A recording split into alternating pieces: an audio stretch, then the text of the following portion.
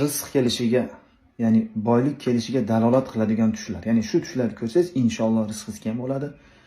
Qiyinchiliklar ketib, yaxshi kunlar kelishligi ko'rsatadigan tushlar. Agar tushingizda chiroyli joynamoz ko'rsangiz, ziynatlangan joynamoz, tushingizda mevalar ko'rsangiz, shirin mevalar, bananlar, masalan, qulpunoylar, o'riklar, shunga o'xshagan mevalar.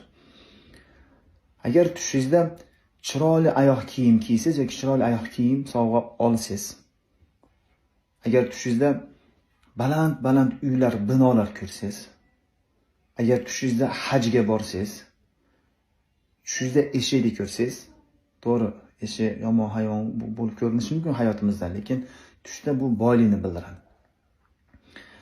Va shuningdek, tushingizda kun chiqayotganini ko'rsangiz, bu ham rizq keng bo'lishiga bildiradi. Yana keyingisida inshaalloh yana boshqa narsalar aytib beraman.